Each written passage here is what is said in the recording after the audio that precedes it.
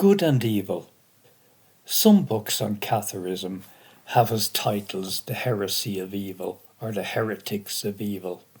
Certainly the question of evil was at the origin of speculation of the Cathars, but as a result also of what was stated above, the core of their dualism was not so much the difference between good and evil, but of spirit and matter.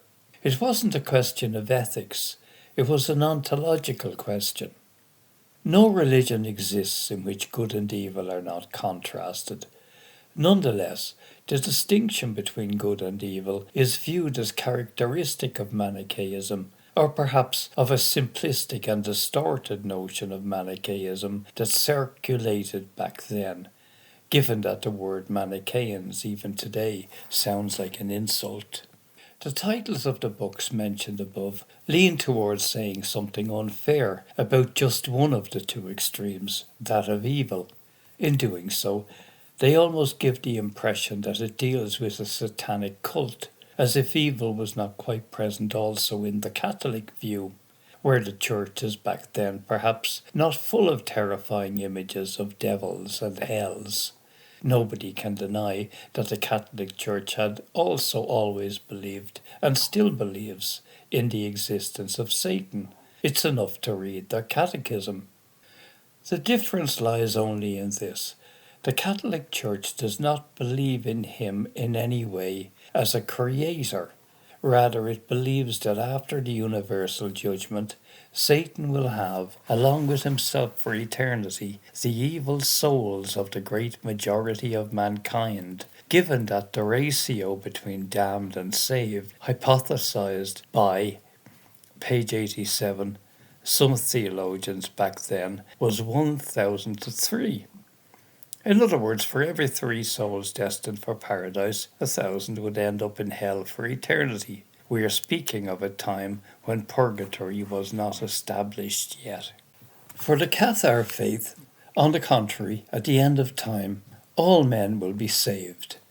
With the end of this world, evil will be completely defeated.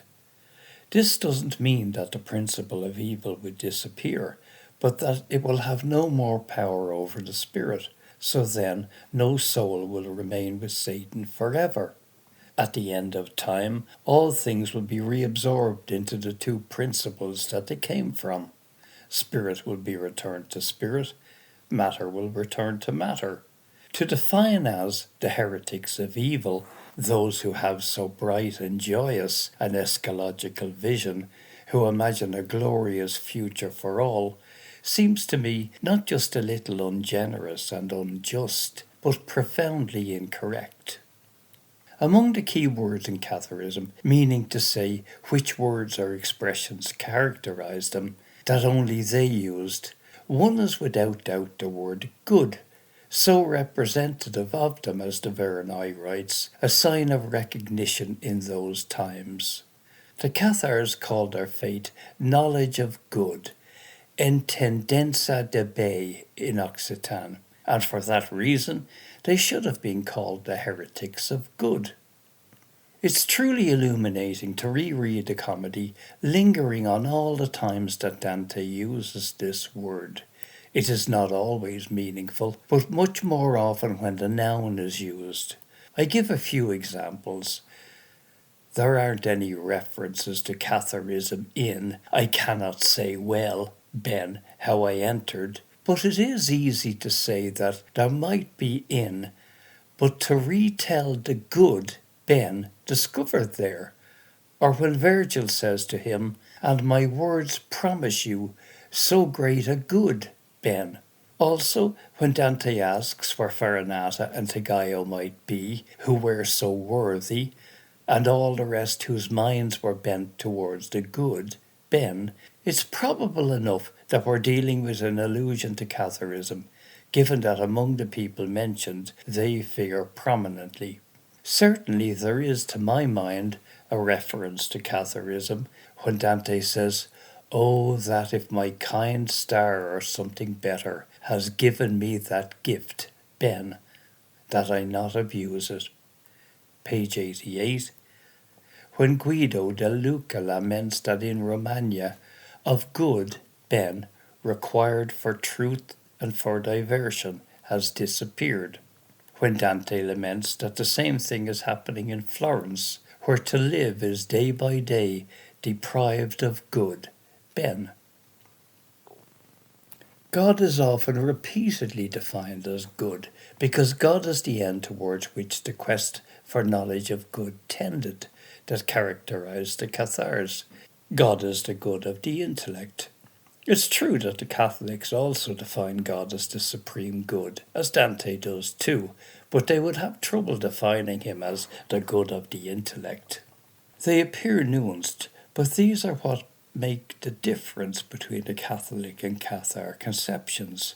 The good of the intellect is a typically Cathar expression, as typically Cathar are the verses that say that, for our good, ben, is then refined in this good, ben, since what God wills, we will too.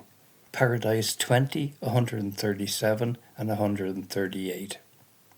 This is not so much about happiness or pleasure, as the two goods are called, but about a much higher concept, reiterated in the last canto of Paradise.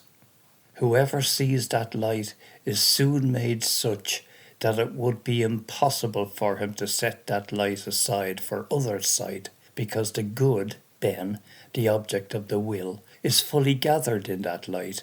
Outside that light, what there is perfect is defective. Paradise 33, 100 to 105. It's not likely that the good mentioned here is God, because God is certainly the light in which this good is gathered, that Dante will dedicate a little later on one of the most sublime tercets of the poem. Page 89. Eternal light, you only dwell within yourself, and only you know you, self-knowing, self-known. You love and smile upon yourself. Paradise 33, 124 to 126. And then, above all, there are the words that Dante gives to Beatrice. See good, I am good Beatrice. Three uses of ben in one verse. This is usually translated as if it wants to say, look at me well, I really am Beatrice. But it is unequivocal. She affirms that she is the good. That triple good is clearly a key that opens to different meanings if one wishes to see and understand. Also because, as we will see further on, the meeting with Beatrice corresponds in a precise way to the sacrament of the Cathars.